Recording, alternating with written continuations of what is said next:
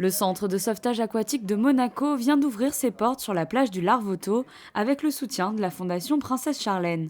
Cet espace entièrement remodelé est aujourd'hui composé d'une salle de cours pouvant accueillir 35 élèves, une infirmerie et une salle d'entraînement.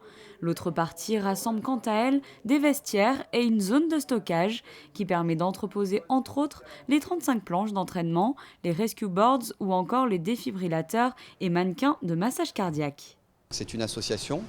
On peut donc soit adhérer à cette association en prenant sa cotisation et on aura comme dispense de cours des cours de PSC1, c'est-à-dire du secourisme civique, apprendre à secourir une personne qui pourrait être en détresse tout simplement, du sauvetage aquatique en utilisant des planches comme vous avez pu voir ce matin, en utilisant des bouées tubes, en nageant vite dans la mer, en courant vite sur la plage. L'objectif étant d'imaginer que si une personne était en détresse en mer, il faut être capable de lui porter assistance.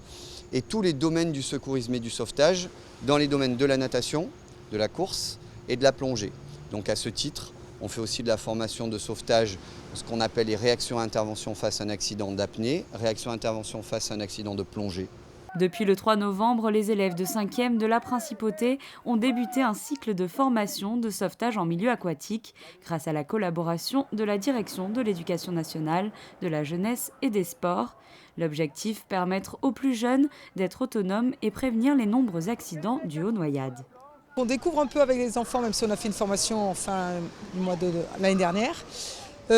Pour l'instant, c'est très intéressant à tout point de vue, aussi bien au niveau physique, même cardiaque. Les enfants sont très fatigués après ces séances. Et puis en plus, ils découvrent une activité qui peut être plutôt intéressante au niveau tous les jours, société tous les jours. Donc pour les enfants, ce qui est intéressant, c'est qu'ils se rendent compte que cette activité peut leur servir. Et parfois, c'est un peu la difficulté qu'on a en sport à leur faire passer. Pourquoi on fait ça, pourquoi on fait ci. Là, au moins, ils savent pourquoi ils sont ici. Les élèves viennent donc de débuter ce cycle de 7 semaines et semblent séduits par l'opération.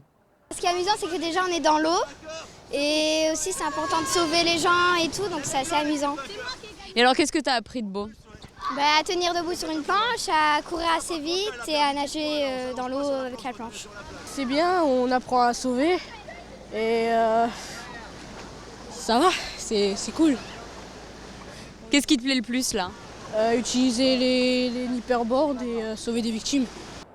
Le CSAM souhaite également toucher un public plus large afin de former dès le plus jeune âge des nageurs sauveteurs en mer, des surveillants de baignade ou tout simplement des personnes à même de réagir en situation critique. Au cœur de ce programme, des enseignants spécialisés encadrent les enfants et les adultes tout au long de l'année et dans le cadre de stages organisés au cours de vacances scolaires et pendant la période estivale de juin à septembre.